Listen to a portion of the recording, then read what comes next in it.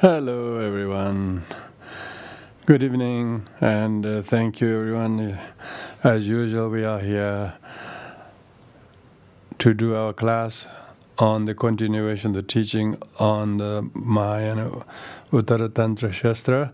So take your time to gather your thoughts, feelings, and let's do the prayers to renew our refuge, renew our bodhicitta. The bodhicitta, renewing the bodhicitta is probably more important than the teachings, because when you have bodhicitta, listening and attending the class, which is a great effort from everyone, but even better if we engender the right intention for the benefit of all sentient beings, many of whom are not enjoying precious human rebirth. Majority are not precious human rebirth, that's mere human beings.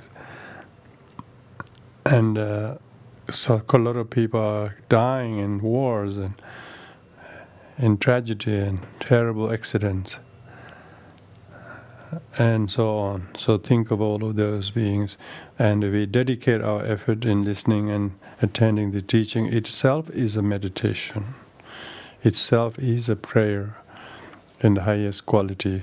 So therefore, in the name of the Triple Gem, if we generate the wishing and engaging bodhicitta and renew the commitment to practice loving kindness and compassion to everyone in any situation, particularly difficult situation. If we don't forget compassion, we are in Dharma, we are in refuge.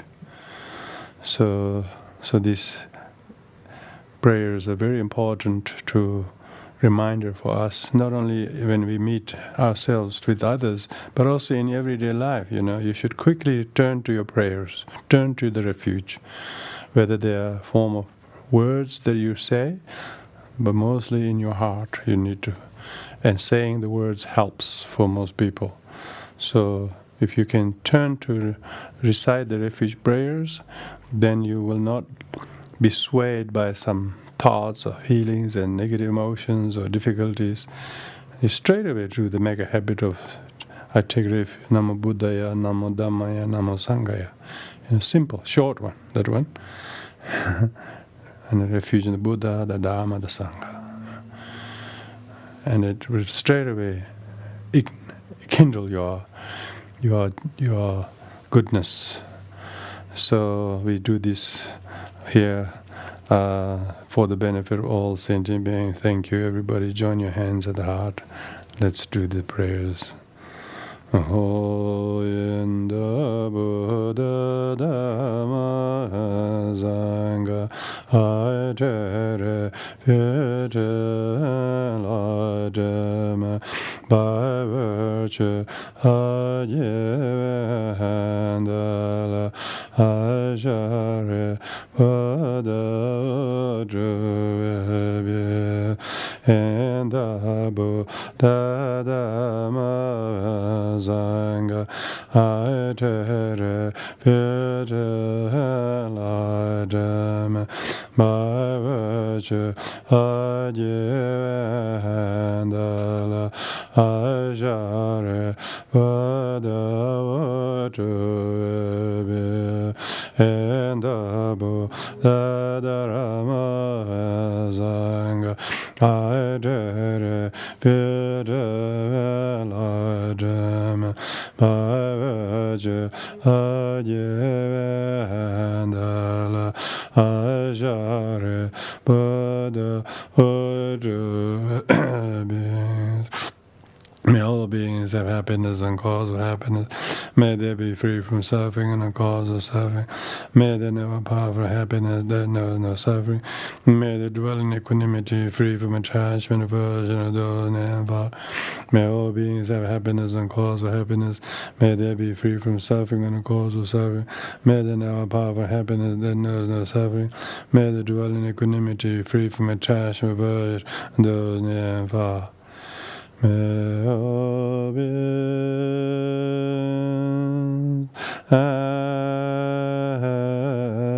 happiness and the cause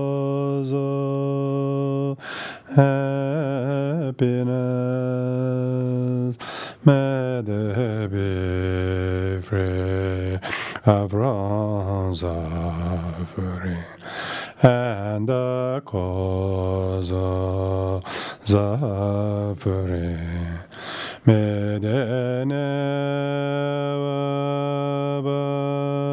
from the happiness that no suffering, may they dwell equanimity, free from attachment and aversion to the near and far, according to the intelligence and predisposition of it, where the yet and the Dharma, or great love and common goals.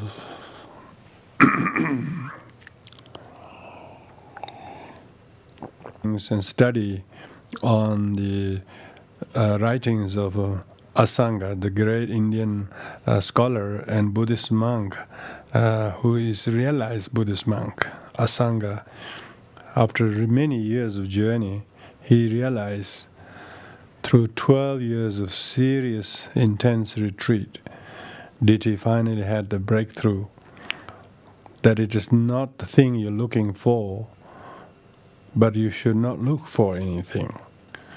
You know, we are always looking for things too much out there without actually realizing that it is this mind that needs to be understood and that needs to be looked. We need to look and search and understand our mind, what it is doing. When we are not seeing our mind, we think what we see is things out there. Also, we're looking for things as if it is a thing. We don't realize it is all caused by our mind, particularly if it's deluded. It only creates them. So here we are looking at the writings of Asanga, a realized Buddhist monk, who felt confident enough to credit his writing to Maitreya. You know, we were saying that he was crediting to Maitreya because it might have a greater recognition by others. No, he was confident. His realization was good enough to be the thought of Maitreya. That's amazing, really. I mean, who would Maitreya have to consent? But he had every confidence that his realization was, is completely acceptable as being the original thought and writings of Maitreya. So therefore, Asanga's writings are very deep, very profound. And every time I look at these texts and the way he weaves the teachings, it's amazing. No wonder why so many great minds in India and Tibet were not just contented with the commentaries there, but they put a lot of study themselves and wrote commentaries.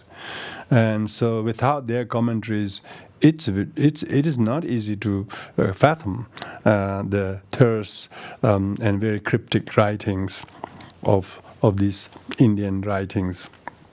Anyway, so we have put up together for a long time on these texts, a bit over a year already, and now we have few more lessons to go. Thank you, everybody. So of this, the 7 Vajra points, right now we are looking at the last Vajra points. The last Vajra points is the enlightened activities, the Buddha activities. The Buddha activities. And the Buddha activity is really that made the teachings, his even passing away is called Mahaparinirvana, a great passing away, because usually when people pass away, that was end of them, Buddha did not pass away. His corporal body passed away, but his activity continued. And it has a duration of 5,000 years. Can you believe it? I mean, if you did something so good, who will keep having benefit of the 5,000 years? The Buddha activities and its duration and lifespan and the benefit is 5,000 years. If you accept the conventional dating of a Buddhist calendar, we are only in halfway, 2,565 years. So that means we still have 2,435 years left. That means we are in a peak of the Buddha activity. Not that Buddha activity will ebb or get diminished, and there will be a cosmic time where the Buddha activities of the eon of this Buddha will expire, but we are not at that kind of dark end of the time. So we actually, the world has never been this good, I would imagine, because we're enjoying all the benefits of technology, all the benefits of the last 200 years of our forefathers' hard work, and we got material and physical and technological benefit, and also we have the great access to receive and understand the Buddha activities in the form of the teachings. So the seventh Vajra point is Buddha activity, and we are looking at the 9 analogies of the Buddha activities, and tonight we're going to go over the sixth, which is jewel-like secret of the mind of the Buddha. So the Buddha activities, the Buddha's activities are his physical activities through Rupakaya, through his mental activities through Dhammakaya, and so we're talking about the Buddha activities. Like in the Heart Sutra, Buddha just goes into meditation and he causes all this huge audience and all these people to do different roles. And his mental activities, outwardly there's no activity that you can see, but deep down he's actually orchestrating all these wonderful things to occur. So looking at the sixth analogy, which is the jewel-like secret of the mind, which means the Buddha's mind is holy mind. We shouldn't call it mind as a normal.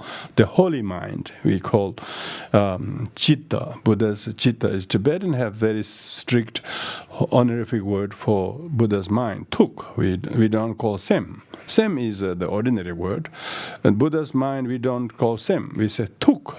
Tuk means heart. As soon as we hear the word Tibetan honorific word for the mind, we don't think of mind in the brain. We think of the heart, because the Tibetan word tuk, it means heart. Tuk means the secret jewel-like secret of the Buddha's heart. So this has 3. How the Buddha's thought, Buddha's mind is so secret because it has non-thought, and it is effortless, and it's very difficult to find. So these 3 are the 3 main points that we have with each of these 4 verses we have. First one is a wish-fulfilling gem. Now, wish-fulfilling gem is a kind of legendary thing. In the good old times, when there was a wish-fulfilling gem, it was usually during the eon of the wheel-turning king. During the eon of wheel-turning king, he has 7 such articles, and one of them is wish-fulfilling gem. When you hold the wish-fulfilling gem and make a wish, all your wishes come true. So therefore, we are saying the Buddha's mind, secret of Buddha's mind, holy mind, is a wish-fulfilling gem. Just like a wish-fulfilling gem, when a person holds and makes a wish, comes fulfill wish. Likewise, even though Buddha mind is like hasn't got any thought. Like the wish-fulfilling gem doesn't have a thought, The trophy doesn't have a thought to make this club happy, not that happy. Whoever wins the trophy, everybody happy, Trophy doesn't have a thought to make someone happy. But like that, the wish-fulfilling gem-like mind of the Buddha, without the thought, though thought-free, simultaneously fulfills all the wishes of those within its sphere of activity. Now, sphere of activity is the sphere of activity is Buddha mind. Buddha's mind and the sphere of activity its range is all sentient beings. It's all sentient beings. I'm sure you have quite a few things are fulfilling your wishes. Your mind is much better with you than before. You find your mind much more agile, much more helpful, much more generous, much more forgiving, much more generous, much more grateful. These are much more precious than gems, But yet we have the effect. We have the effect, the range of the Buddha activity of this jewel like the mind of the Buddha is so much that those who have the who had the intent and wish to expose themselves to the Buddha Dharma, like when we take the refuge in the Triple Gem, we are actually switching on. You are choosing the right Zoom link. So as soon as you choose the Buddha mind, Buddha activity, and there you get it, You straight away get the, fulfill all the wishes of those. What we mean by fulfill all the wishes means that previously you were thinking negative things about things or people or did or didn't happen this, but because you turn to Dharma, you don't think like that. It's all of a sudden, it's not a problem. You thought it was a huge problem, but problem disappeared. Why? Because it fulfills your wishes. It's like a magic. Those within its sphere of activities.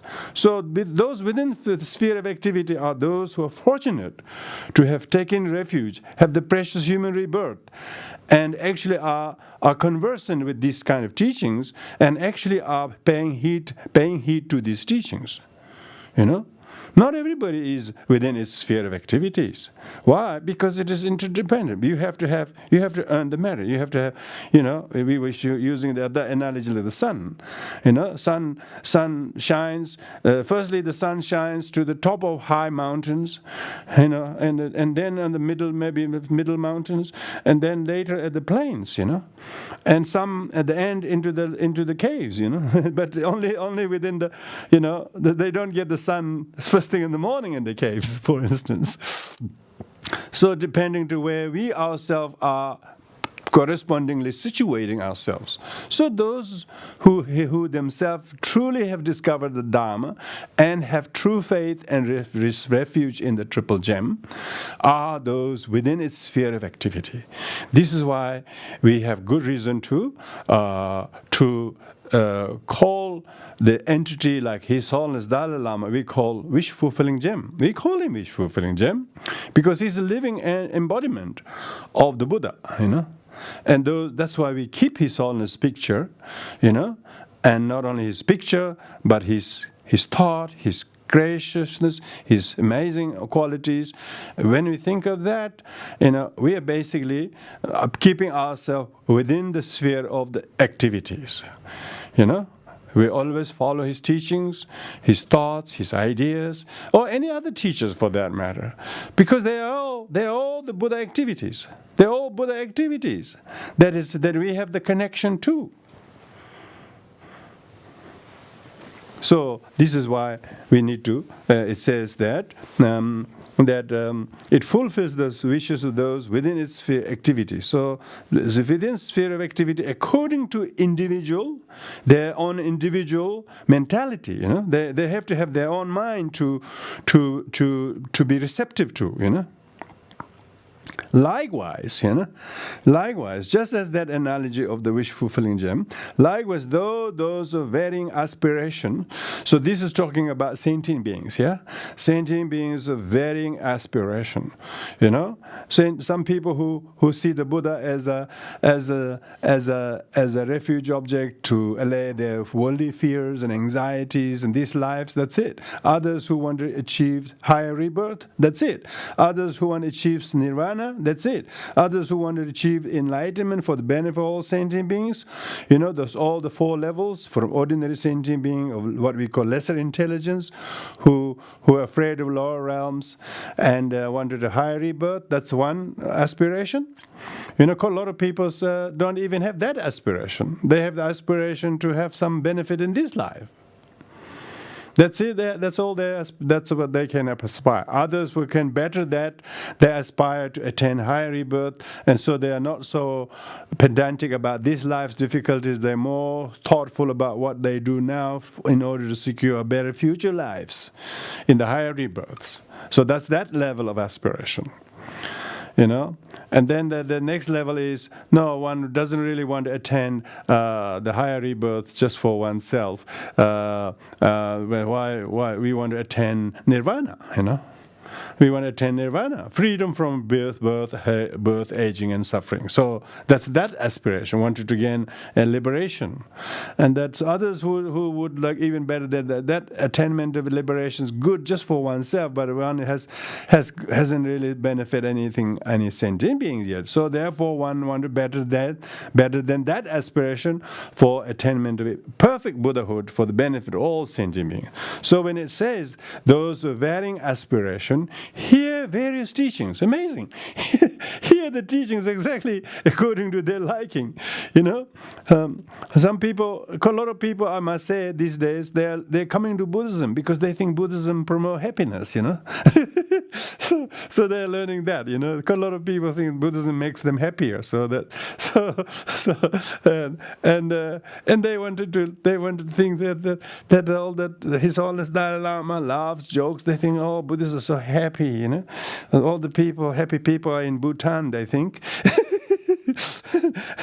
Some people can only relate to Buddhism as something that makes you happy in this life, So even that, to them also the Buddha activity operate accordingly, But those who have really learned the Dharma, it's not about really this life really so much. When your karma will continue, have life after life. So therefore we got to be much more focused on what we do in life after life rather than this life temporarily so short-sightedly. And of course then their aspiration will be different. Various teachings. Those who understand Mahayana teachings, such as this one, of course they will hear the teachings suited to that mentality. Hear teachings when relying on the wish-fulfilling Buddha. So the Buddha is likened to a wish-fulfilling gem, and they do not so conceive. The Buddhas themselves do not have any specific conception because they are in the state of Dharmakaya. We can't see the Buddha activity, but Buddha activity is like a water under the ice. We can't see the water, but somehow because of our faith and devotion and a refuge in the Buddha, and somehow it is influencing us. It is influencing us to believe in the law of karma. It is influencing us in the benefit of altruism. It is influencing us to able to accept hardships temporarily. Instead of making noise, become impatient and intolerant, it makes us resilient and strong. So you can see that how the teaching is making us like having a wish fulfilling. We become much more. We like what we're able to do that we previously couldn't do because we have the Buddha. Buddha doesn't mean we believe in the Buddha, but there is an awakening happening in you. Buddha is in a state of mind, and you are Buddhaing yourself. You are Buddhaing yourself, You are waking up, You are waking again and again, Marik Benyi Le Sang means, waking from the sleep of ignorance. You're waking up quite a lot of time, And the Sheja Pemo La Ye means that your knowledge of lotus is blossoming. Your knowledge of lotus is blossoming because we are able to see the miraculous changes in ourselves, So that's the secret of the Buddha mind, is like a wish fulfilling gem. It is able to change, and we are. It's like some people are happy because who they are with these days, Some people are happy what kind of car they drive, Some people are happy what kind of job they have. Wait until you have a Buddha in your life. Wait until you have a true Buddha gem in your life. then he will never rust. He will not go outdated. He is evergreen. He is evergreen. And the Buddha is a true wish-fulfilling gem because he does not change colors. He does not change things as people do. So people say, "Oh, I'm so happy." They say, "Why? Oh, I met a person." Oh gosh, you're so happy because you met a person. Yeah. Wait until you meet the Buddha. And I'm sure all of you have already met the Buddha. Otherwise, you wouldn't be sticking around like this so many nights with me. I'm a Buddha fanatic. I'm a Buddha fanatic, by the way. I definitely have discovered Buddha. There's no doubt about that. Otherwise, I'm useless. I'm homeless. I'm stateless. I'm nobody. But because I have a little bit of Buddha activity and faith in it, and my time is meaningful. You know, I have opportunity to know so many people like you, and we have this friendship. So all these things are, and we should give credit to the what we call the jewel-like secret of the mind of the Buddha, which non-conceptually influences us when we ourselves exposed to that mentality. And somehow the connection is there. Connection is there. Things are happening so bad in your life that affects people on your right, people on the left. They're all falling like flies. But you are not. There's something that your mind is resisting and have the resilience to. That is what we're talking about. That is where you do not react as poor me, or how dare you do, all that sort of thing anymore. Maybe we used to. The more the Buddha activity is pulsating in you, the less you become childish and selfish and short-sighted. This is the Buddha activity. This is the gem we're talking about. This is how the Dharma, like he soothes our mind, and it makes us many times happier than gaining an actual gem, actual wish-fulfilling gem. Actual wish-fulfilling gem, you have to worry where you put it, where you're going to hide, where nobody's going to see. Where did I put my diamond ring? Oh, did you see that? Oh, did you see that? Oh, you can never misplace this Buddha gem, you know. You will never lose it because it's in you now. It's not something you grasp to, but it is actually influencing you. It's just completely transforming you. It says here, it changes you, you know. And people will gain. People will gain, you know. They will gain this benefit, you know. Various teachings. You will get teachings every day. You thought teaching was only on Tuesday nights. No, you're having teachings at the shops. You had the teachings on the street. When the Buddha activity is remembered, when you remember Dharma, your teaching is coming from many things. The Buddha activity is all pervasive. Hear various teachings. Yeah, hear doesn't mean just orally. Hear means see the teachings. You can feel the teaching. You can see how true the teaching is. You usually thought it was him or her, but now it's not. It's just your attitude that you need to change and adopt. And you really have the teaching straight away. So the teaching is coming from various things, you know. Maybe a very unfortunate encounter at the initially, but then later on it becomes amazing teaching. You nearly lost it, but you heard it. You nearly lost it, but you heard it. You nearly didn't see it, but you saw it. You nearly missed it, but you found it. That's what we're talking about. Hear various teaching when relying upon the wish-fulfilling Buddha. So always think of the Buddha. I know one Australian Theravadan monk. I once teased him. I said, "What do you think when you meditate?" And he said, "What do you think when you meditate?" I said, we have lots of mantras. If we don't focus on our breath or some other, we have lots of mantras. He said to me, very nice, he says, every time when I inhale, I say Buddha. I said, Buddha, he said. And he exhale also, he says, Buddha. Very good, I really like that. Every time he inhale, he thinks of Buddha. Every time he exhale, he thinks of Buddha. And therefore his mindfulness of just not a just mere monotonous breathing, he just think of the qualities of Buddha. Inhale, quality of Buddha, and exhale. Very good, That's exactly what he's talking about, yeah? You can hear the teachings.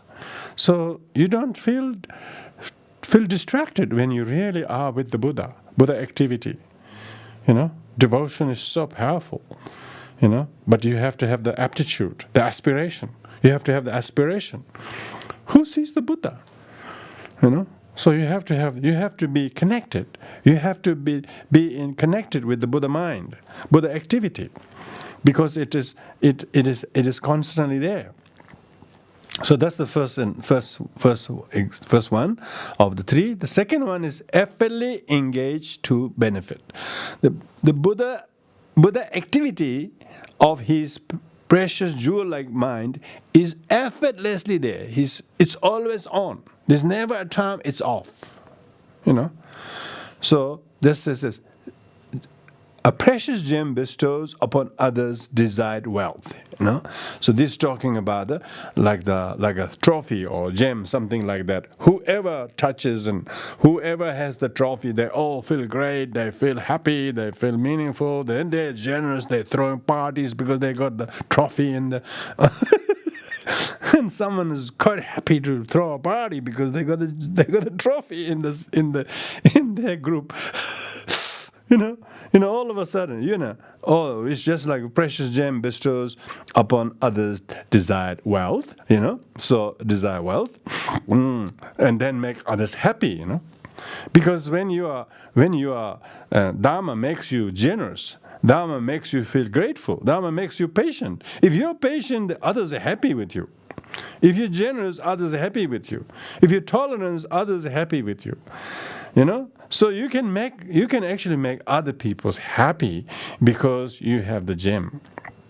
Desire wealth perfectly and effortlessly without any thought. It's not the Buddha have to specifically think about us or him or their that it's Buddha without any thought. It is effortlessly can benefit.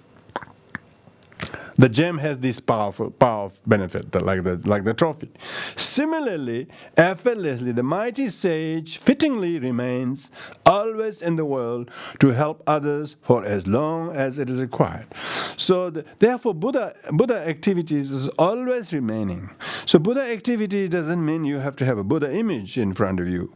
It might help some people because people don't recognize Buddha. It hasn't got Buddha face. You don't recognize the Buddha, maybe we should pull the Buddha face, maybe kind, wise, tolerant, compassionate face, So similarly, effortless the mighty sage fittingly remains, So as soon as you think of the Buddha, as soon as you have the devotion in the Buddha, from the Buddha side is effortlessly, it benefits you.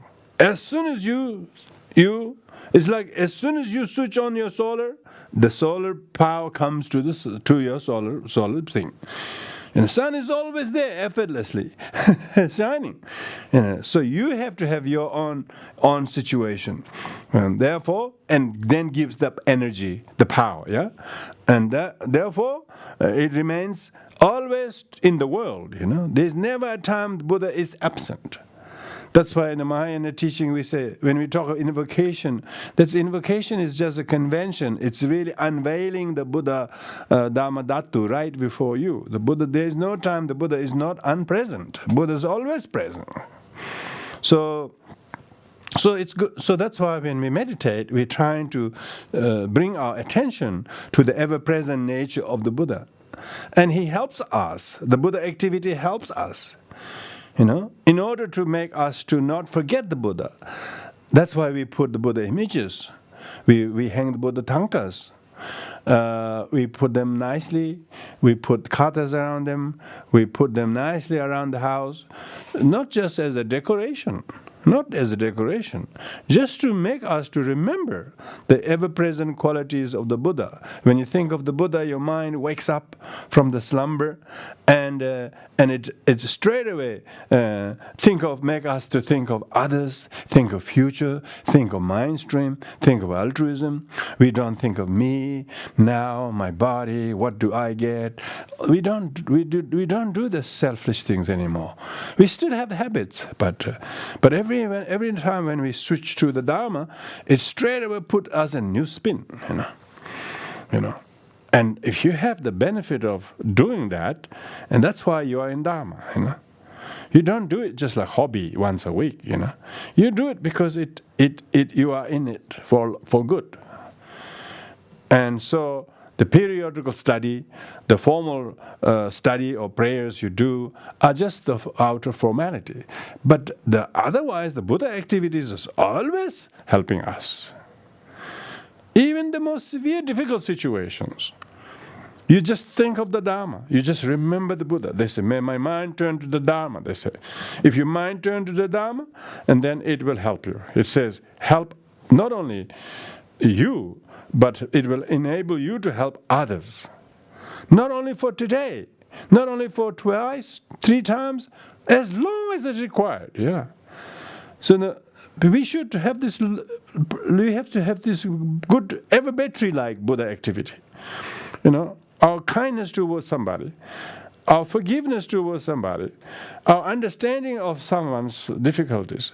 We should have that understanding always, not sometimes on, sometimes off, not like kids, so easy to become happy for little things, become so miserable for small things. That's when the person has missed the Buddha activity. Buddha activity is always there. Your solar power is not working. you have to repair your solar thing. So we have to repair our own home setup. Our own gadget needs to set up. It's nothing wrong with the sun. So the mighty sage, when the word mighty sage means, the mighty sage is the enlightened one. The enlightened one doesn't have anything that will deter or that will make them unable to do. They fittingly, they will remain in this world to help others. And then we need to believe in that. We need to believe in that. We need to feel its presence. That's why we do formally the practices in a room, have the Buddha images around so that we don't forget them. If we remember the Buddha, you will be saved. You will be saved by the Buddha activity in you. It is changing you in a way that you thought was not possible. It is not the kind of a mystical intervention by the Buddha. We are not talking about that here. Don't get me wrong, Don't try to magic and mystery in Tibetan Buddhism, Fact in Buddhism. There's no magic and mystery. It's your own mind is factually changing. As a result of that, you could see it's not kind of a mystical experience we're talking about. This is not talking about supernatural power of the Buddha. We're talking about this energy field of the Buddha activity. We are already in the world that is blessed by the Buddha energy, the energy field of the Buddha. We are enjoying the Buddha era because we are only in the middle of the Buddha eon, 2,565 years out of 5,000. So it's actually it's very in the middle of the eon of the Buddha. So therefore, we should rejoice that we have the Buddha, we have refuge, we have the understanding of the jewel-like secret quality of the Buddha mind. So, and then it effortlessly works. It says effortlessly engages to benefit you. It's almost like a good passive income. You don't have to do nothing. Just put your feet up. I know someone, and he has a security company, and when he was young, it took a long time to set it up. And now, even when he's retirement age, he doesn't have to do anything. It's constantly generating passive income because it's set up a long time ago. It's like that, when you have enjoyed and have really refuge in the Triple Gem, when you really practice the formal teachings and do that, you are effortlessly benefited by the Buddha. You wouldn't believe how much it has helped you. It's inconceivable, really. You couldn't put a price tag, or it's inexpressible, really. You couldn't value it in terms of money, You couldn't. That's why we talk about offering mandala, the universe. We offer the whole thing in deep gratitude to the Dharma, because if you really truly know how to value the Dharma, it is like that. It's inconceivable by our little mind, but yet we are so entitled. We are so blessed and fortunate to have that. And so, therefore, we need to always acknowledge that. Effortlessly engages to benefit sentient beings. And, nevertheless, it is not easily found. It is difficult to find. That's the third one. That's a difficult find. The trophy is there, but hardly any team wins. Those who do not win the trophy is many. Those who win the trophy is only one. So it's therefore those who find the Buddha activity in their life is very, very few. It's one of the 18 characteristic of precious human rebirth is one who has faith in the Buddha, who believes in the Buddha. So it's very difficult to find. It says here, just as it is difficult for beings here desirous of such a gem to encounter one. Yeah. How many clubs, how many teams working so hard, whole season they're working so hard, running up and down. And most of them don't win. It's so difficult to win. It's only one will win it.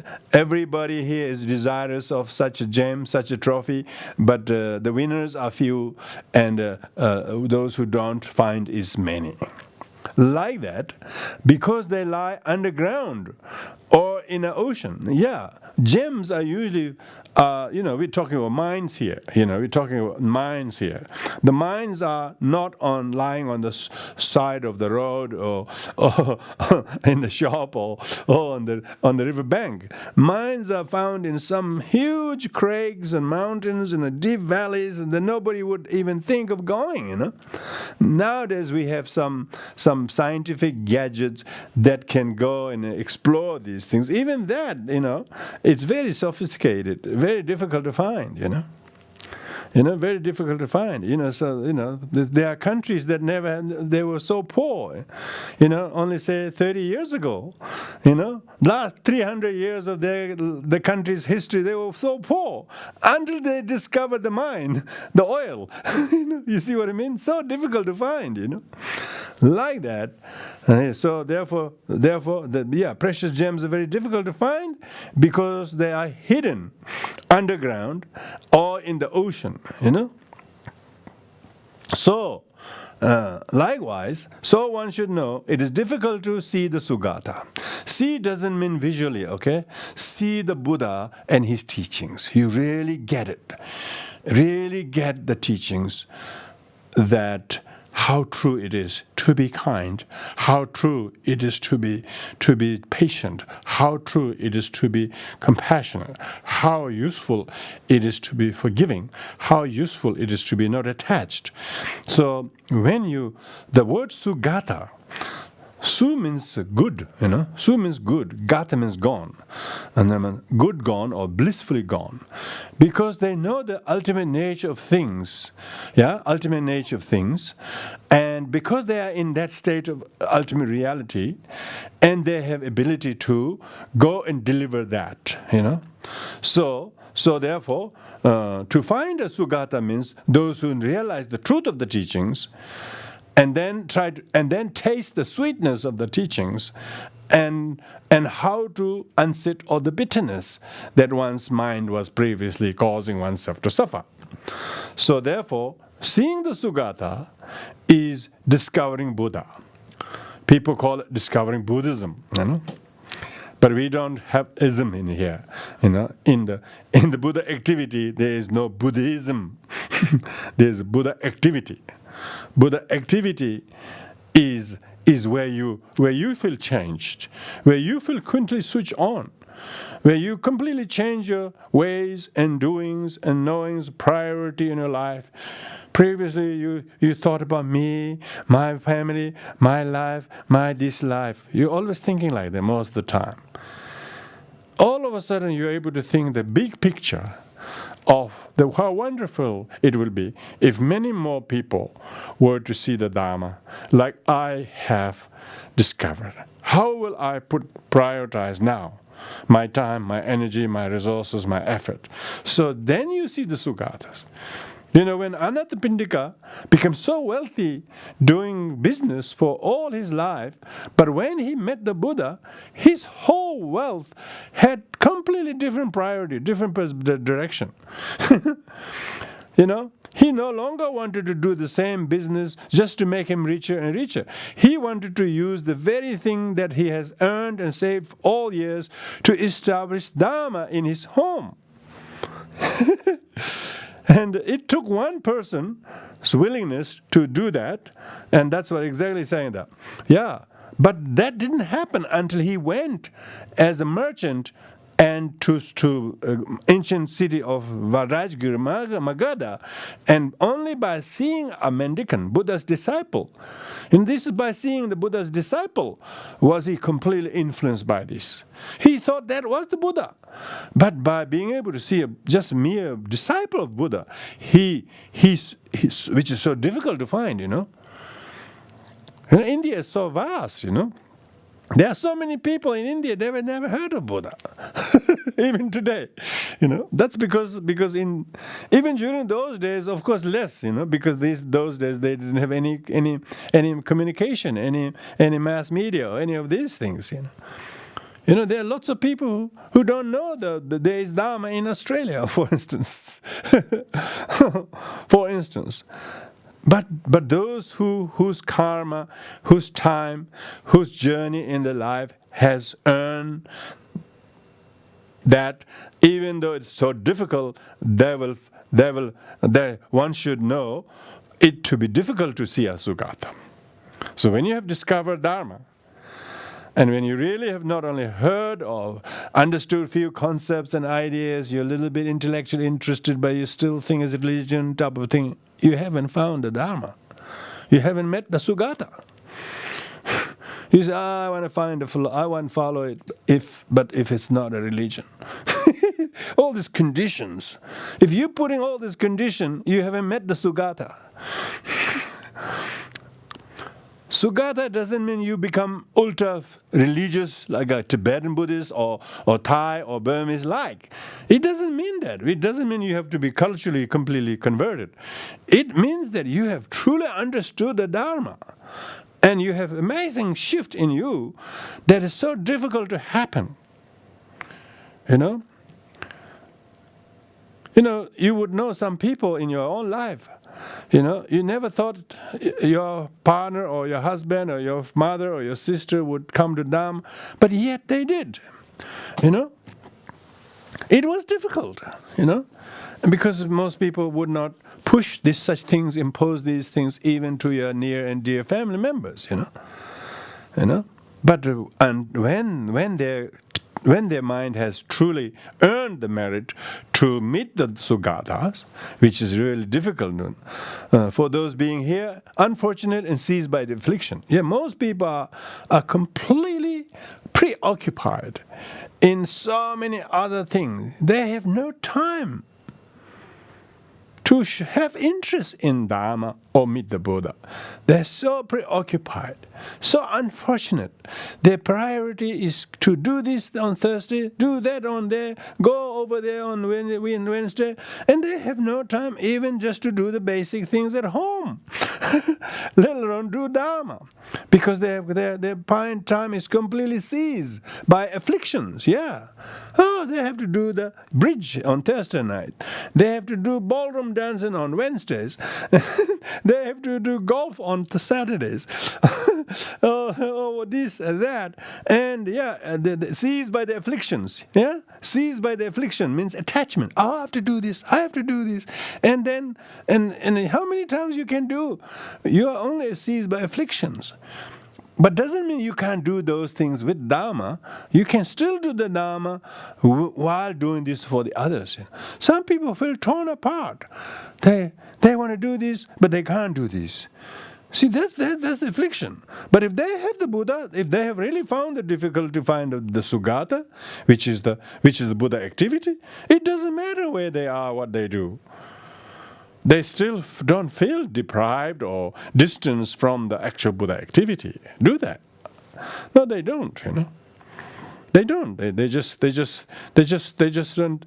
They just have to do what they have to do. But they don't feel less. They don't feel disadvantaged by what they have to do, because they're not seized by the afflictions. They're not seized by attachment to one, aversion to what they couldn't do. They're not so unfortunate. Why?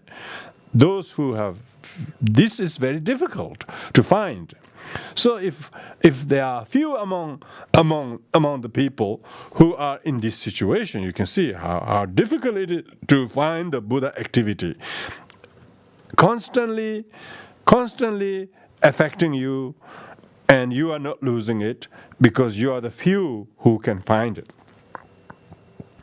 So most people are quickly swayed by the afflictions, quickly swayed by their choice of doing this and not that. See, unfortunate. Yeah?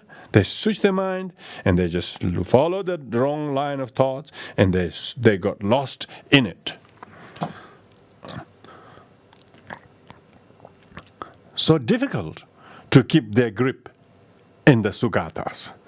So therefore, it's not the Sugata is here, not there. Sugatas, like Buddha activities, is ever present. The sun's rays is everywhere. So one needs to therefore see, very difficult to find, yet we have found.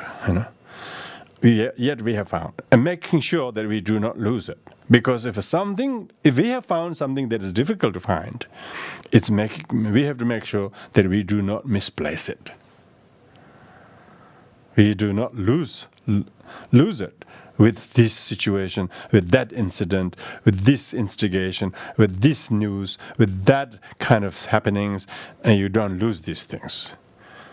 Why? Because you have already found something so difficult. Now make sure that these things are not lost. You took great effort to find it, and you are deservingly found it. Now don't lose it. This is the whole thing. That if you have, they found the trophy, but they misplaced it, and they couldn't find. I remember a gentleman here in Canberra, Tibetan guy. He ordered these big Tibetan costumes from Tibet, when he got married. He ordered all of these things, everything, and we did his wedding, and culturally as much as he wanted in Tibetan costumes, and with everybody doing the thing. And then in the evening, when the whole party's over, because his gown was very heavy, so he took off and he was doing other clothing, and then in the evening they just cleaned everything. They put all the garbage, everything in the black those garbage bag papers and so on, and then then in the end, when he got home, he didn't know what was happening. But a few days later, when he looked at, he brought his bag. He thought that he kept his gown in that bag, but it's just garbage. But he actually put his precious gown that he brought from Tibet into another bag, but put in the bin like that. like that. So sometimes we take great effort to find it, but all of a sudden we misplaced it. Yeah, we can lose quickly, We can lose quickly if we are not careful, because it's so difficult to find, and we need to therefore put priority not lose the Dharma. Put priority not lose the Buddha activity that is already happening in us. And over this issue or that issue or whatever it is, you just sacrifice, you just let go. And just you just stay very still and not become so wonky, not become so unstable.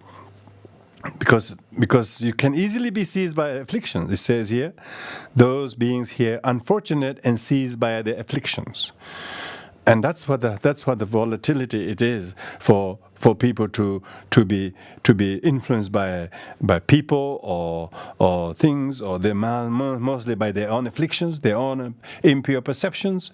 They are seized by that, and therefore even though they have met the Buddha, they have experienced the Sugata and its activities, but it's very easy to lose. So because of that, it is the Buddha jewel-like secret of the Buddha mind is very difficult to find. That's why we meditate. That's why do our daily practices and prayers, study, meditation, recitation, this kind of study that we usually do regularly. Then it keeps us on the continuity of that mind stream, so that we do not lose. So that we do not lose. Regularly, we need to keep our study. Study isn't just because when you're young or new. Study of Dharma, you couldn't study enough in the whole life. Even this life, even if you study all your life, you still could only fathom a little bit. But if you really have the faith component of in the triple gem, and we're talking about enlightened activities of Buddha activity, that's far superior than a lot of academic, intellectual understanding of the Dharma. So that's the sixth analogy. Now the seventh analogy is music like secret of speech. Now this is a secret of the Buddha's speech. This has two verses. Number 350 and 51. The sound of music arises due to others' cognition. That's right. Yeah, this is very important because people think the sound of music comes from the musicians playing of the instruments. so therefore, Buddha's kind of lute-like musical speech could be played, but the sound of music arises due to others' cognition. So one who hears the music is a music, but what the musician himself is very enjoyable, but he would rather have audience that listens to it, isn't it? Without concept, it is effortless and is neither abides without or within. So this is talking to the melody of the Dharma. Melody of Dharma, of course, comes from the effort of the person playing the music, or person singing the song or whatever. But without the music itself have no intention to make us to hear it. If the hearer need to pay attention to the music, and then he might tap his feet, and then he might start shaking. Did you notice someone is not listening? He doesn't tap any of the feet, whereas others who are listening to, he's shaking his head, tapping the feet. So like that, the secret of the enlightened speech is that without concept, it effortlessly and it is effortless. Yeah, it is effortless. The sound of the music, without any kind of thought to instigate you, to please you, to make you happy. Without it has this effortless benefit effect to the other who pays attention to. Likewise, Tathagata's speech arises due to others' cognition. So this is very important. Why the Buddha's secret speech is is like music, but we need to pay attention. We need to pay heed to the teachings. Because we pay attention to the teachings, others' cognition means that is us. We ourselves deliberately listen to the Buddha Dharma, listen and read the teachings, and because we read the teachings, we listen to the teaching, then the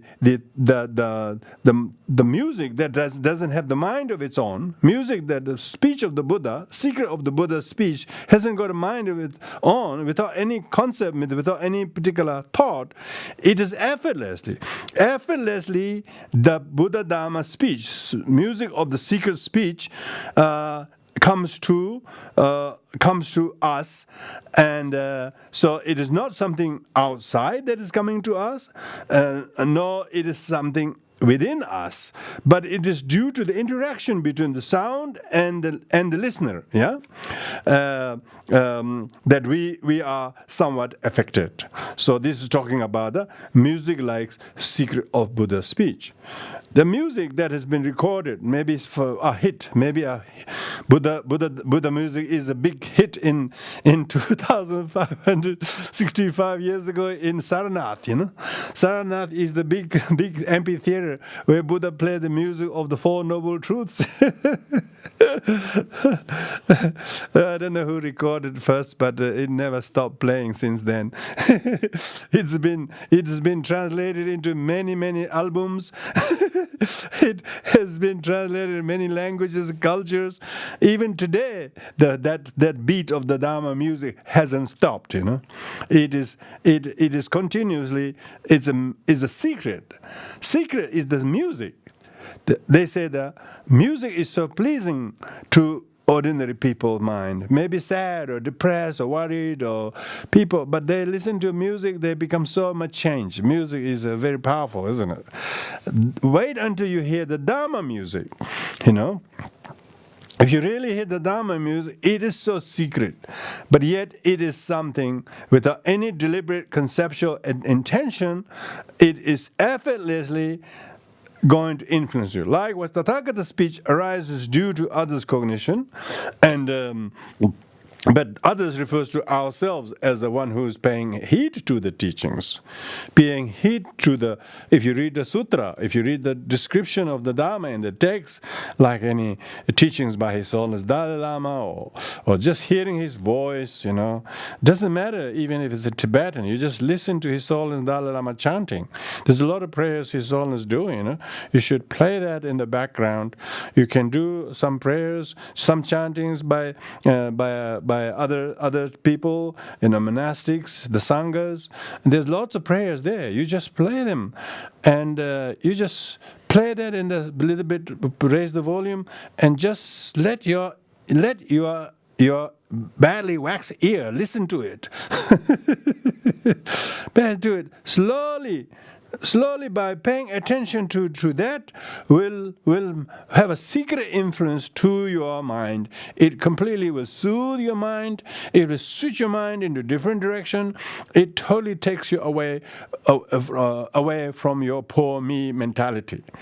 It will straight away uplift your spirit, because this is talking about the Buddha activity through the speech of the enlightened one. Buddha's speech is the one. We are all speech-born disciples. Why we are listening to Asanga? Because Asanga is a person who is speech-born bodhisattva of the Buddha Dharma. Asanga is another Pakistani otherwise. Who want to listen to another Pakistani, there's not many, his birthplace is present Peshawar. Peshawar is in modern Pakistan, remember? So we are studying a Pakistani book. Why? It's not Pakistani content. Content is Buddha Dharma. Its author is Pakistani. So we are all influenced by the secret language of the music of the Dharma, written by a Pakistani in 4th century. That's why the music is. It's a secret. It's so secret, but yet it has the amazing influence to our mentality, to our attitude. So what does this mean is that we are born, we are grown, we are changing through listening to the secret music of Buddha's speech. This is what it is, really. I mean, you're not listening to Asanga or any Tibetan commentators, or let alone me, but you're really listening to the secret Vajra, a speech of the Buddha. It's the Buddha Dharma that is coming through the various people, various languages, various kind of writings and compositions, but the content is the Buddha Dharma. This is the original words and thoughts and realizations and wisdom of the Buddha that is coming through. That is the music. That is the music that surpasses all other albums. You know, when you listen to the Dharma, to the beat of the Dharma, it says that you should purify your mind, and you should transform your negative thoughts, and you should try to cultivate positive thoughts. When it says that, it's straight away put the responsibility in us. And that's a secret, because most people don't say that. They say, oh, you should do this, you should do that, as all the problems are out there to solve, you know. The secret music of Buddha says that, no, you need to change your mind, look within, purify your mind. So it's very secret, because there's most people that don't even talk about that. They always talk about what can be done externally, or materially, or physically. They don't talk about what you have to change your mind, you know. And who can hear that? Not many people hear this music. That's why it's difficult to find. Yeah. Now the next one is the sky-like secret of mind. So we went through the thought, we went through the speech, and now the mind itself. This is in the verse number 52 and 53 in both. Even though space is seen as nothing whatsoever. So this is talking about secretness of the mind, you know. No, it's wrong. It's a secret sky-like secret of the body. This is the body, not the mind. Sorry, it's a typo there. It's the body. So if you look at the text, it'll be clear. Even though space is seen as nothing, we could not. When we look at the space, usually we don't look at the space because there's nothing there. Even though the space is seen as nothing whatsoever, and therefore invisible. Because it's invisible, meaning the invisibility of the thing in the space is actually the Rupakaya in the form of Dharmakaya. Yeah? So the Dharmakaya is invisible. And because we cannot meditate on invisible, therefore we meditate on visible form of invisible in the form of the deities or Buddha or Yidams and the Vajrayogini or Vajrasattva or Avalokiteshvara or White Tara or whatever deity you visualize is skillful dispensation to meditate on the invisible form of the Dharma. The real form of the Buddha is Dharmakaya, not Rupakaya. No? Real form is the true body. True is called Dharmakaya. Dharma means truth. True body is the Dharmakaya. Dharmakaya is invisible. The Dharmakaya is invisible, so that is the true body. So true body means the sky-like secret of the Buddha body is the Dharmakaya.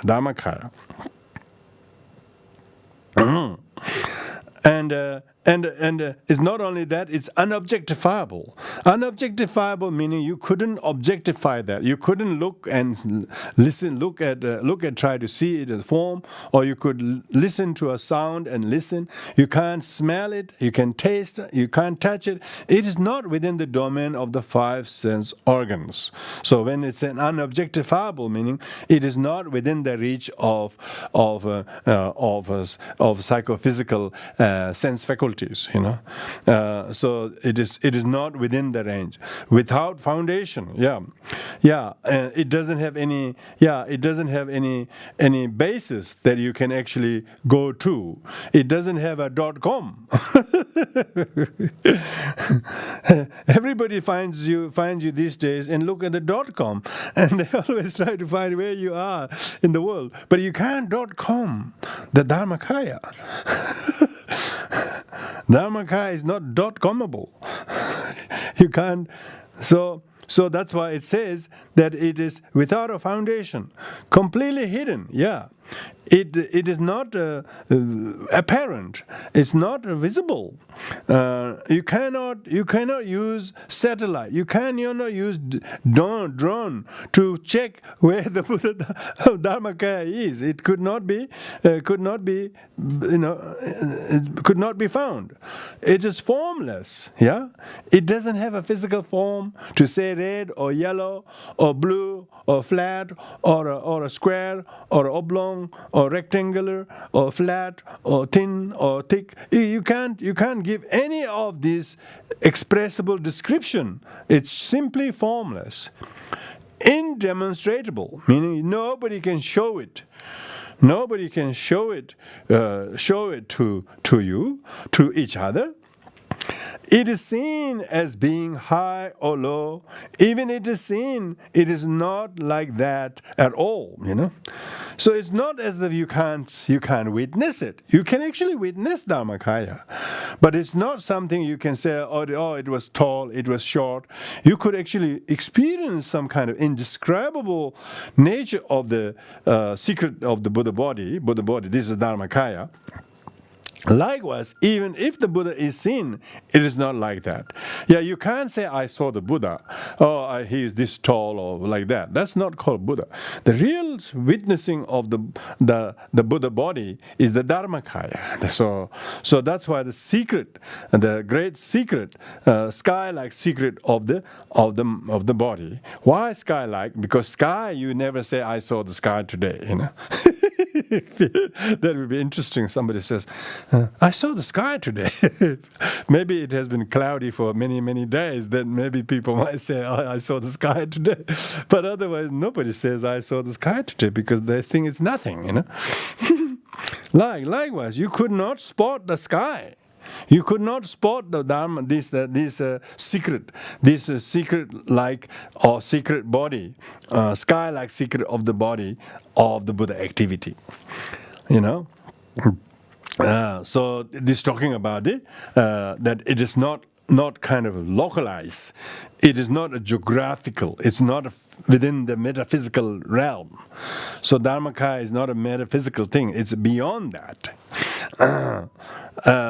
But yet it is not something.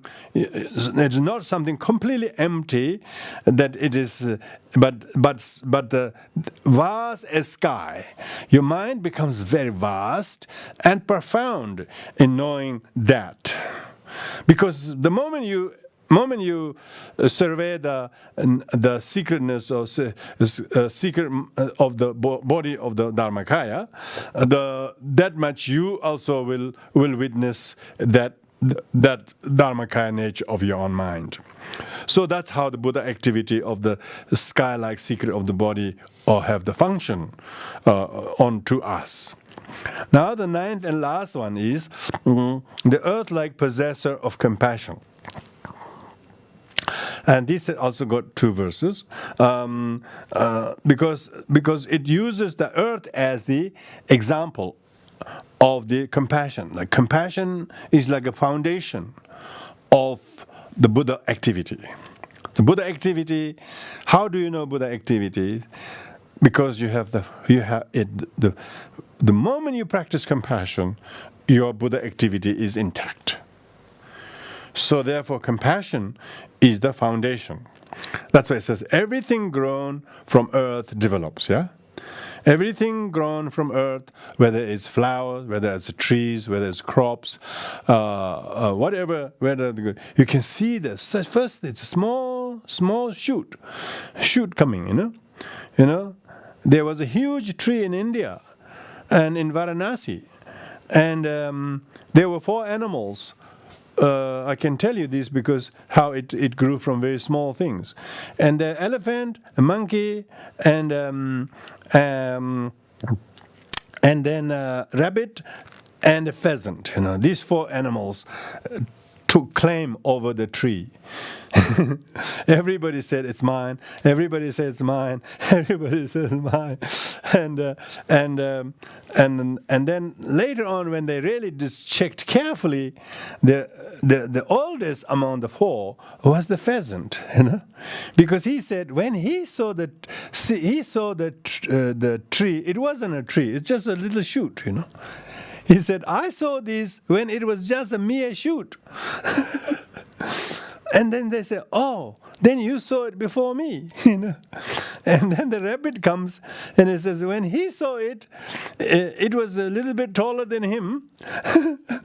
So it's not much more than a shoot. It was growing like a pot plant. It was at least that much. So that just determined the pheasant was older than the rabbit. And then the monkey said, when it was there, he could easily jump on it from the ground. So it was much taller than a small tree. And then when the elephant said that when I came here first, I sat under it to enjoy the shade. And first the elephant thought it was his, because he's always used it to sit under the shade, And then they realized, so likewise, the shoot and the small plant and the tree and a huge tree all came as a basis of the ground, So likewise, this analogy is using that. Everything grown from the earth develops.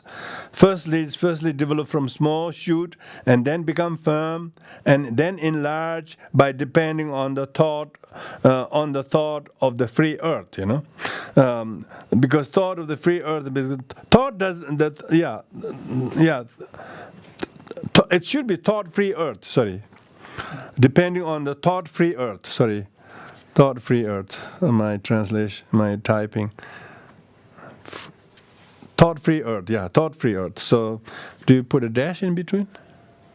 Thought-free? Hyphen between the thought and free. Big deal. It makes a difference. all these dots and hash and thought free. Put a dash between the two, and then a thought free earth. Earth is like the compassion of the Buddha activity. Is he doesn't have any intention, any particular deliberate act, but he simply avails itself as a basis, as a foundation for all the plants, fruit, and shoots to grow into a huge, bountiful tree. Likewise, all the roots of being's virtue, all the roots of the good virtues, good virtues, without exception. All the beings, each and every one of our recent transformation, after we met the Dharma and after when remarkable changes people making, you can see the person could be crook for many, many days, but he doesn't. He might be a little bit upset for a while. All of a sudden, he's no longer in that mood anymore, because you can see they are all. They have virtue of short-living their negativities. They can shorten the duration of their bout of negativity. They quickly come back to their good self, and they grow. And they become much more compassionate, much more understanding, much more forgiving, much more tolerant, and much more accepting. Virtue increases by depending on the thought-free Buddha ground. You all have Buddha good ground, what we call Buddha nature. We talked about Buddha nature so much time in the early stages of this text. The Buddha ground is the Buddha Dharma, Buddha nature. We have this germ of kindness and compassion and tolerance. There's a sign of the Buddha nature is someone who's kind and compassionate and patient. And some people have less, I suppose, predisposition than that. They might show angry, they may be say very impatient, but deep down they have. If someone can instigate them, be a little bit gentle, they will change very quickly. They have to be exposed to someone kind to them. They have to be exposed to someone gentle with them. They have to be exposed to someone who much more encouraging and much more accept. Quickly, even the short-tempered, angry, negative people completely changes. Why? Because they just need the real condition. They need to be conditioned to have their good earth to grow. The earth can cultivate everything. It just needs to be nurtured and fertilized and plowed and make it possible for the grow. So we need to be gentle with people. Don't just reject someone from the little difficulties they have. Try to understand them. Try to be compassionate to them. Don't be negative towards each other. Why? Because we are all supported by the Buddha ground of compassion. When we understand that, this will make ourselves become big-hearted, compassionate, generous, tolerant, and all the qualities will grow in us, increased by depending on the thought-free Buddha ground. So we all have this dormant nature of the Buddha nature that we don't realize that is there. But when we consciously take hold of it and give rise to the causes and condition, then you can see your heart, your thought, your attitudes about some things are nowhere. You have no trace of that in your mind. Why? You have grown. You have grown to become vast, spacious, like the small, miserable plants, You go to Canberra, come to the National Arboretum, how they make all those small trees grow very, very big, we should grow. We should grow and change the ways that was 10 years ago or a few weeks ago, and try not to stay in that state anymore. Try to get some pollination happening. Try to get some irrigation happening. Try to get some sun and make the plants grow, because we have the Buddha ground firmly stabilizing as the basis for our survival and our goodness. We also should think of that in others. No matter how difficult they may seem so, due to their karma and seeds, we should still be kind to them. We shouldn't reject them. We shouldn't say bad things to them or about them, or think bad about them, or like that at all. But we should withdraw those thoughts, and don't entertain and don't air those negative thoughts, negative opinions. If you do, you have lost the Buddha ground. And that's why it says that the earth-like possessor of compassion. The ninth analogy of Buddha activities is using the earth as an analogy, that there's nobody who does not stand on the earth except when they go to the moon for I don't know what reason. So everybody is supported by the Mother Earth, So we should always remember the Buddha ground that we are all supported by. When you do that, then we can understand. So this concludes each of the nine analogies of Buddha activity. So we've stopped there tonight. I will, of course, do the reading of the remaining verses for a little while, everybody. So you can stay in that state of thought-free Buddha ground, meditation on the thought-free Buddha ground, while I do the reading of a few pages of this root text. And it is the very root text from which the teaching came from. Randun Shin Dun Dun Dun Gudan, Dela Dembo Gunzo Gunyi, Jada number Mibin Jivo, Yunde Yava Chuju Zayed, Dani Jin and Javan, Dambetun Queen, Johnson Namji de Ego, Parapozon Zobin, Tambogun Dolazo, Java Yunde Namdan, Niba Kiva Temboja, Kiva Kiva Jemboza, Nami Yunde Dalan, Tony Marie Devla Doja Jim, Minjin Yudon Corvez Engage, Tijin Jiba Mande Kayan, Tuve Demba Nami Chunda, Neda Nimi Lenamje, Nami Lana, Wombodan, Kamnadan, Mobat, Gondolamda Samde, Gondolamda Samde, Numa Jima Mevada, Nene Jesu Jambada, Lai Mida Jivadan, Kembo Don number, Neda Nimi Nam, Neda Nimi Nami, Kamdan Jave Mabana Zoda, Numona Jombo Zodan, Nene Jesu Jambada, Lai Mida Sabazi, Mishi Koja Zident. 新编比当记得绝绝道观言报的这些，结果做不成就当给人搞不的结报的，朗东把当搞东把，民这半年南北。大现南全国把南些开的现在这，帮我帮当帮这些当点着点别这，头在拉面现在这面头上头在这，让现在的送去这所看到头把面，人家王八记得了，记得那到面吧，人家能了找把面吧就把的，这些做能对外王八生干呀，那呢，对面点别炸弹点把呢，周把的呢，周当解决命啊的，对了点把年命啊，年不了小，年不了嘛些多命啊，对些那做家命啊，马到当年命啊的。顿到专职点把当，写了那么多，一些嘴巴那么一些嘴巴年面啊，来那一些我这当，对了一些对不，对了一些这方面，得到之间的当先对别满这用的，知道家长年话没有，都要他的一年都也当，俺给当年场所那面顿到，顿把当呢专职当，真把那么的正面写了到都那么多找我当，写着顿归嘴巴这，一些年面啊，刚给刘江他这一些我这就算就把当。都说大多多把买办钱把钱就把的，刚到找人进没当中过了钱，钱包那个哇，土地钱包当天家哇，天你三年那几年，稍稍以后看也就你天天南个面，南个去年真没老说真年当的走了。少就没了，南个中班几天到那多忙的，满的2年蹲这咱们几天到那多忙的，2年过了中包的，阳性小老明我的，什么人为家家的，这话1年这话的，帮家学下进了呢，过年蹲到多话的，亲把爱那演着的，老百姓都不说呢，都是生跟这话的，他光把面也话的，不过领导讲讲的，对不起，他们没把的，家人用说大白个，为节经过了当的，真把这面东着的。张巴里大家我的才能修就年把你。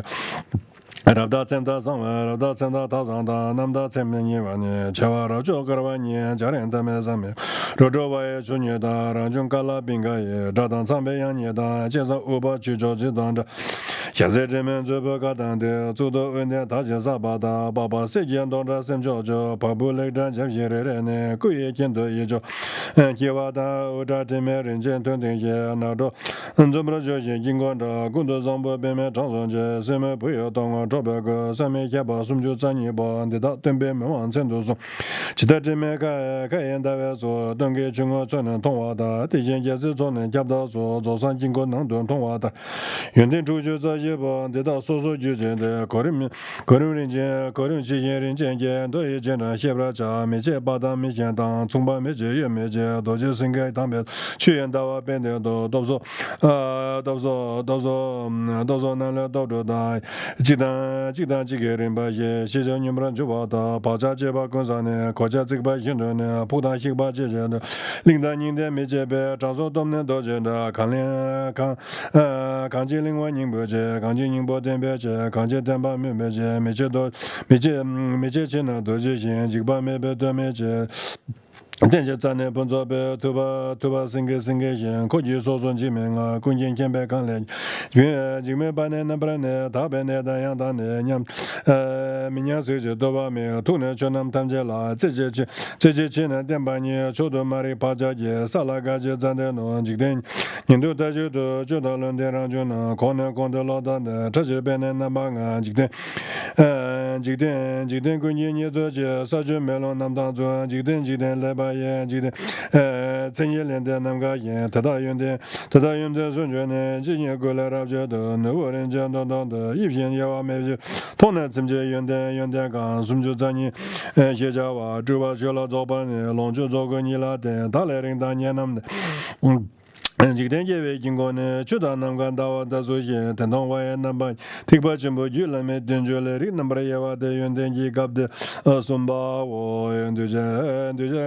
duje kam dan dube tab dan ne duje kam yen duje da wa dan de yu dan tu so xie ba la jia da da do lun jin zhe ban zhe yunden ren zhe zhe dan yunden yi ji zhe zo sun yi ji ni wa zhe tikpa ma le nge ba zhe de ta dan wu me jia jen namga da jia ba san jie ni ne yunden zhe ma me de sim jie kun la kya me namzu ne nyama xie zhen jie zha wa sang jie nam jie tu zhi lung ge nam bra do kan xie kan gen du zha ye ka bu cha kan dun ju be zhe te nam do ji me da tu ba do de lum jie du zhen kam ne kan xie ge du be ta ma kan ge du zhe cha kan dun ne kan zai yu de ne ding jie te ye dun ba da den te ye yong zhen te de ju ji gen la ne nam bra do ba me zhe de nge bran jin ba sa ju de zun zing ye da ne te ye de den te chang ju zhen de chang ju sem jen yong zu de den de da le nyom da le nyom da nie we nyom ba ze zo de go la ne den jong bo yen ne tu je chen bo yin ne zhu bo ne de da ne ko rim chi yin ya zo ni ma da ne nam ge de jin da long ye xie bra zhe xie ju yun de ren jian da den je san nam jia zo ye sem jian nam je ya zo je cong yin da ne ni ma ya je u da me je chang ju nam ge kam yin no yang da zo san ni ji sam jian sem jian kan ne de da lo lo bre kya da ma zhe je de yin nyom jin zo yin den de wa ne nian ne je tu je me ze long da xian jie wang ge ngin ju je da sem jian zu ze dan ze ba yong zo ma zo je ko wa si dun ze me je ya jin ga de zang ba da ni ma ne wo ren jian zo de yin xi ba ya ne nam ga da ne sa yin ne ji dan bian zhe da ba ye ji yin ran xie sa den den yue de da jie lai wang ba jie lai bu mo zo dan jie nam bre jie ban kan sa la ne de le yin da de xian men na zo da la zhe la zhen na ma ten dong ten ne ji wo pe men zo sa ye ten na ma na wa ten ne tong ju de nge jiang ring bo me do ba la wa ten de ju ju je ten de mo lam de je ba de te do de ne ge wa ne yang da lang de ne ba ra ju ro.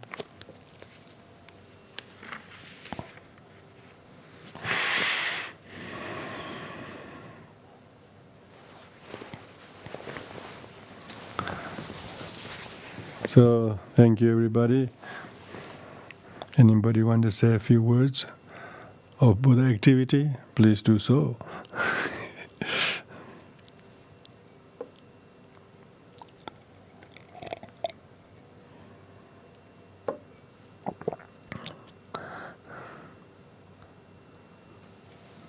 Rinpoche, when it talks about the secret, music like secret of speech, it says that Tathagata's speech arises only due to others' cognition. So in a way, the Buddha didn't speak Pali or Sanskrit like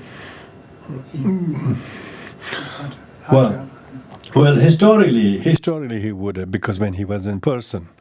But here it's referring to that that Buddha's speech is immortal, and it's Buddha activities, his teachings is incessantly there, and people just need to pay attention to it, and they will get it either through listening, reading, through watching live, and things like that. When they are thinking of the Buddha activity, then they will all be influenced by the secretness of the Buddha's speech without Buddha having to speak. So like in historically, some people hear the Buddha teaching, some people hear the Buddha not teaching, some people hear them in teaching Sanskrit, others hear them teaching Abhapramsha, others hear them teaching Naga language. So everybody who had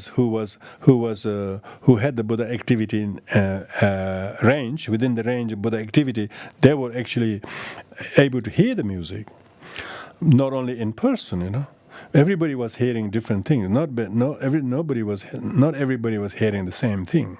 Everybody hearing teachings what they need to hear, even if they did speak all in Sanskrit because the audience was full of Sanskrit speakers. But it is not a linguistic barrier. It is just that when people are ready, the teaching secretly manifests, without Buddha intending to tailor it for you and him or like that, because the overall realization of the Buddha activity is so beneficial, because it effortlessly benefit people. It effortlessly benefit people, and it is. And we can close our eyes, try very hard to generate bodhicitta, but Buddha doesn't have to do that. Buddha has accomplished all of that, and but the fact that we put the right effort to it, then we become audible, we become cognizant of the secret of the Buddha's speech, and then the teachings come through. It just came in form of whatever, So this is the secret of the Buddha speech. So at the time, we can't. That's why people can't say whether Buddha spoke in this or that language. This is what I can't stand. Buddhist scholars who say Buddha only spoke in Pali, Even though for the sake of out of diplomacy, I would like to argue. But the fact they say that Buddha couldn't speak more than one language shows they don't know anything about Buddha enlightened qualities of the Buddha. Buddha was able to speak every language in the language of the Abhramsha and Sanskrit and Pali and so on. But also he's speaking in the language of the Nagas, Yakshas, Rakshas, Gandharvas, Devas, Asuras. So to say the Buddha only taught in one language shows a pathetic Buddhist scholar. It's no understanding of the qualities of the Buddha whatsoever, that the Buddha can speak 60 melodious tunes to tailor the needs of every single being. It's not a question of Buddha needing 60 translators to help 60 languages. No, he doesn't need any translators. He doesn't need any microphone. People who are sitting close can hear him. People who are sitting on the corner can hear him. People who are sitting far also can hear him. So there's no Buddha. People could see and hear him as much as he was just right before him. So these kind of inconceivable qualities of Buddha, people don't know, and then they try to discriminate Buddhist language being superior than other language. This is not helpful, I have no attachment to any language really. Only attachment is the Buddha's transcendental language that transcends all languages, that transcends all cultures. This is what is secret of the speech. Is it transcends the kind of conventional differences that we have. So a lot of people sit in His Holiness Dalai Lama's teachings. I remember in the 70s. In the 70s, I remember when His Holiness Dalai Lama gave the Kala Chakra empowerment Bodh Gaya, I was there. Nobody was translating because they never thought about it.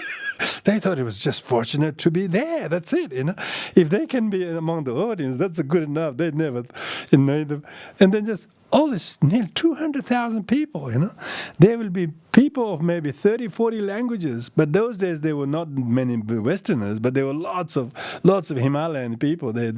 Most of them don't know anything what's going on, but they are so happy just to be there. This is what we're talking about. It transcends the language. What you hear and what you don't hear, don't even. Just the fact that they are in Bodh Gaya, in the presence of His Holiness Dalai Lama, and they were so happy, And they didn't care whether it rained, whether it's hot, whether they're sitting next to a puddle of a cow dung, or whatever it is. It doesn't really matter. I remember I was sleeping on a cow dung. I went with some people, and there's a 75, and I was really fortunate that I was really quite close. But where I was sitting on was sitting on a cow down, but it's relatively dry, so it's not too wet. So people weren't thinking of this reserve seat number and all that sort of thing in those days. They were just happy to can just sit and I was so fortunate. I got a copy of the text he was teaching, which was the 37 practice of the Bodhisattva, and I got a copy. I couldn't stop taking notes. I've never heard such a clear, beautiful teaching from none other than from the mouth of His Holiness Dalai Lama. And all the monks and people sitting next to me, they were surprised I was writing so fast, because most of them can't write anything. Because I was fortunate that I can write very well, because I've been schooled and I've been secretary for His Eminence, and so I was taking my notes in there, But only when the teaching finished, when I woke up, I got my robes all covered in the cow. We didn't care. We were sitting. We didn't mind. Those things. It's just like that. So it's the holy presence of the secret of the Buddha's speech was coming through His Holiness' presence, and I could hear so well and understand so well. And the text was next to me, and he was really commenting verse by verse, step by step, with lots of amazing, I could never forget how delighted I was. I could never believe that I was among 200,000 people, other people, and here it is the Dalai Lama, none other than the Dalai Lama himself, teaching for days and days. Went for 10 days. Can you believe it? And I didn't have a hotel those days, and I was sleeping under a tree next to the Burmese guest house. They have no room for me.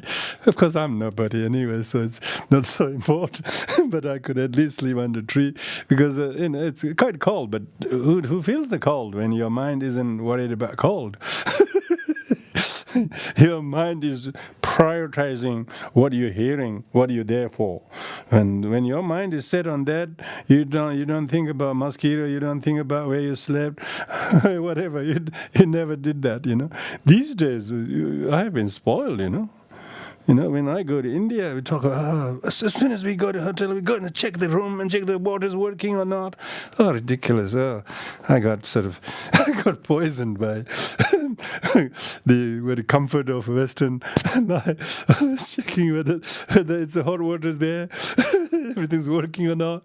In those days, we never have hot water, let alone, even cold water is not found. You have to go to a tap, in a public tap.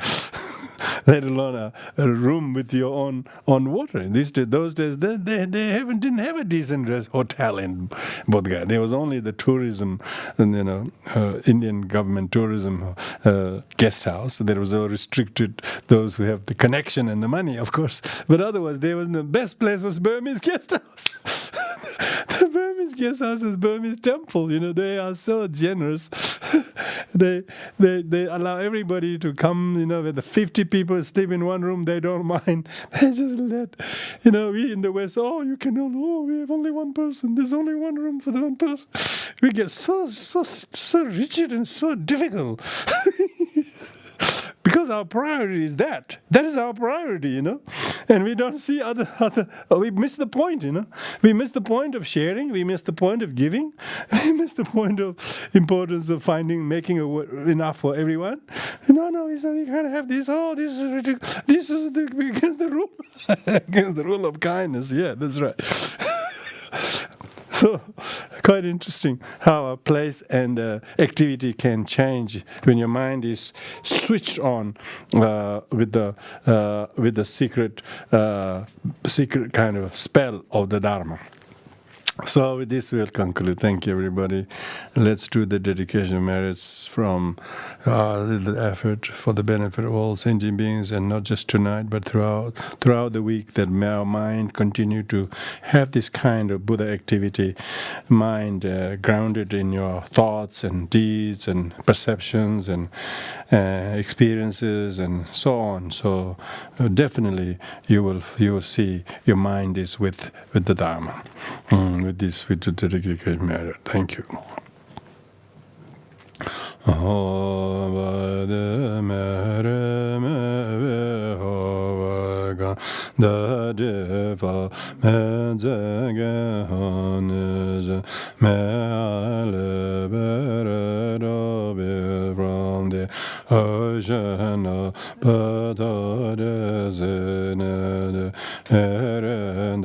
Mahayana whatever merit I have mehobe begas de lavas Choedak Mahayana courage manju jrenyode Asama Vajra live follow all the example I should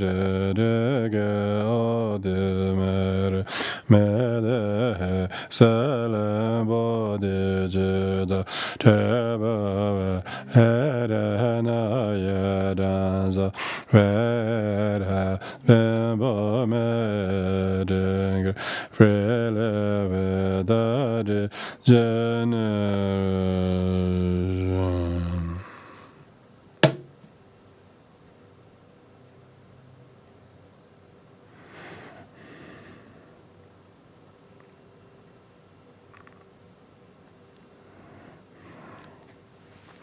Okay, everyone. Thank you very much. See you next week.